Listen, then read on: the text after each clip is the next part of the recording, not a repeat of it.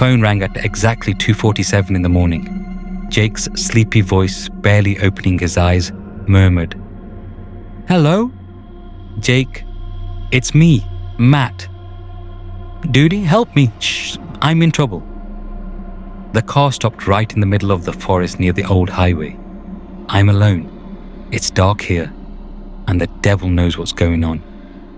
Jake sighed. He could barely stay on his feet after a hard day's work. "Matt, are you serious? It's 3 in the morning. Where exactly are you?" "Near the turn to Gravewood. Please come, I have a bad feeling." Reluctantly, but out of a sense of friendship, Jake pulled on his jeans, grabbed his keys, and headed out into the cold night. The moon shone palely through the fog. The road wound between dark trees that stood like shadows of the past. When Jake finally turned onto the old dirt road, the GPS showed only a dark patch of forest. The asphalt ran out, and the wheels sank into mud and leaves. The headlights carved a narrow tunnel of light between the leaning trees. The wind was howling in the tops, and in the distance it was heard as if something was scraping along the trunk. After a few minutes of driving, he saw red tail lights. Matt's old pickup truck was standing on its side, slightly tilted. Beside him stood someone in a dark jacket. Bent over the hood, Jake felt a wave of relief, but something inside remained tense. "Matt," he shouted as he got out of the car, "do you even know what time it is?" The figure slowly raised its head. The face was only partially lit, so the eyes seemed unnaturally dark. "Sorry, dude," Matt said quietly. "I didn't want to bother you, but I couldn't stay here alone." Jake stepped closer. The air was surprisingly cold, even for November. "What's wrong with her?" He nodded at the hood. "Does not start. The battery is alive, but the motor does not start.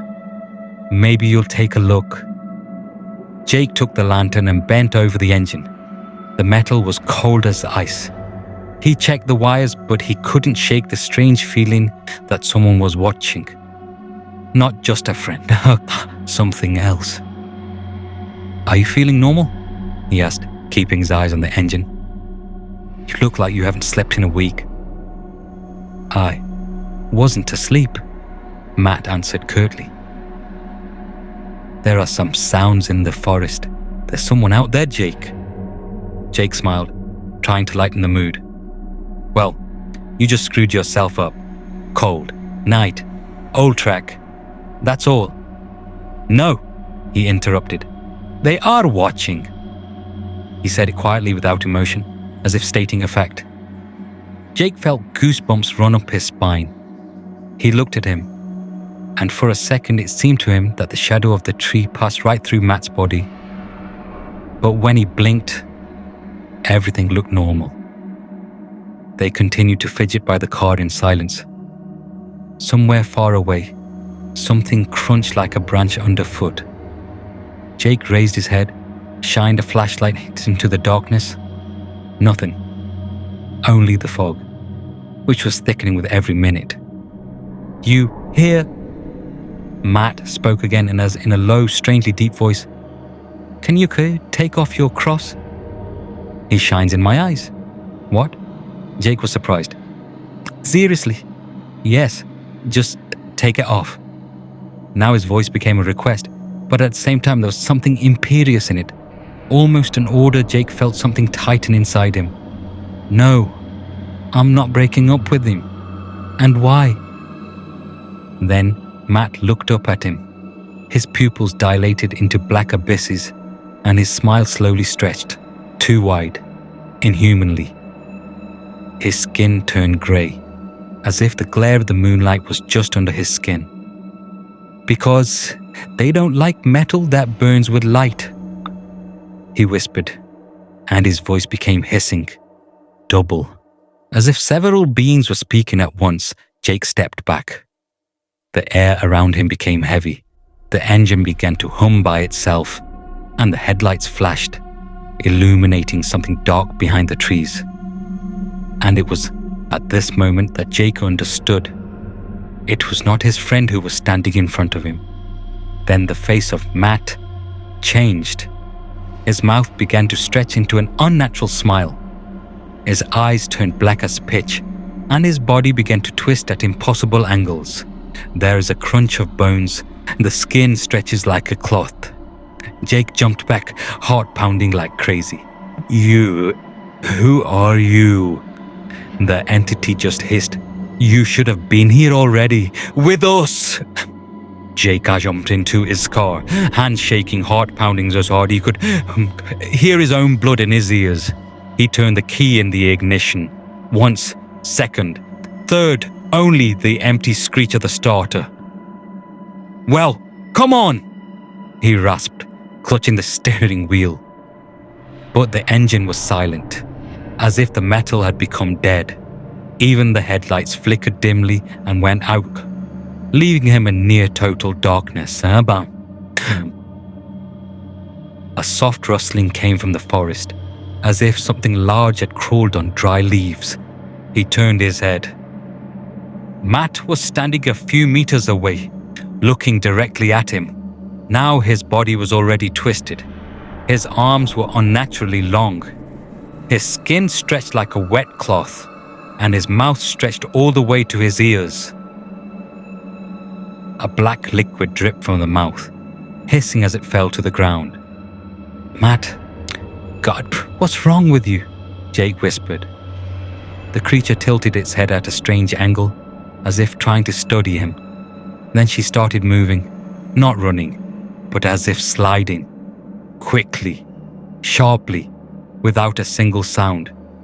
Jake opened the door with a scream, jumped out and ran into the darkness.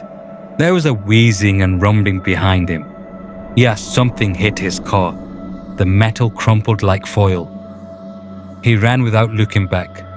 The wind cut his face, the branches scratched his skin, but he did not stop. There was only one word in my head. We must get out. Somewhere behind, the same screeching sound was heard, as if hundreds of nails were digging into the ground. Jake glanced over his shoulder to see figures moving between the trees. Not alone. Many. Dozens of shadows.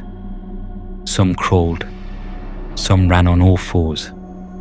They all had empty black eye sockets that glistened in the moonlight. No, no, no, he whispered, barely breathing. He tripped over a root, fell into the dirt, and for a moment he felt someone touch his leg, icy, slippery as cold clay. He pushed back and stumbled forward. Somewhere ahead, a dim light, yellowish, flickering, broke through the trees. Track! Jake rushed there with the last of his strength. There was an ominous rumble from behind, like a collective growl that turned into a whisper. The forest seems to have come alive. The branches reached out to him like hands. He broke out of the trees straight to the roadside. The truck's headlights blinded him and he screamed, flailing his arms. The brakes screeched, the tires left a black track on the asphalt. The driver jumped out of the cab. Hey, are you alive? What happened, boy? Jake was barely standing, covered in dirt, torn, gasping for air. There, in the forest. He pointed with his hand into the darkness, but when the trucker looked, it was already quiet there. Only the fog slowly spread between the trees. The driver silently opened the truck door. Sit down. This is not the first time I see something mystical happening in that forest. There used to be a cemetery there. They say old, before the war. Everything was dug up, and now, apparently, something wants to be remembered. Jake got into the cab without looking back. His hands were still shaking, and the picture in his eyes was the distorted face of his friend disappearing into the darkness. As the truck pulled away, the rearview mirror flashed for a second. 2 red lights like the eyes of a beast. He drove Jake to town. The boy's hands were still shaking. The next day, the police reported the terrible news. Matt's body was found in the same forest by his pickup truck. Experts said he had died hours before that call. 3 days have passed. Jake didn't sleep a single night.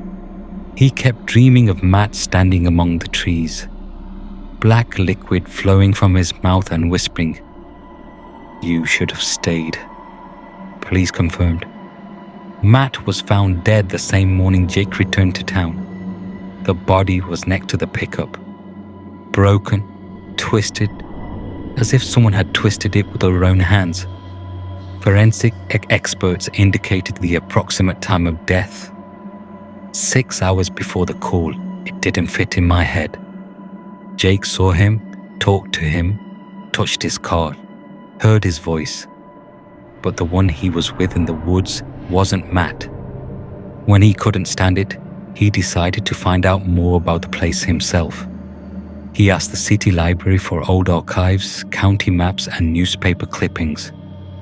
On one yellowed page from 1954, he found the heading, "Tragedy in Gravewood. Cemetery removed for highway construction." The article stated that during the construction of the new highway, part of the old cemetery was demolished by bulldozers. More than 100 bodies were never reburied.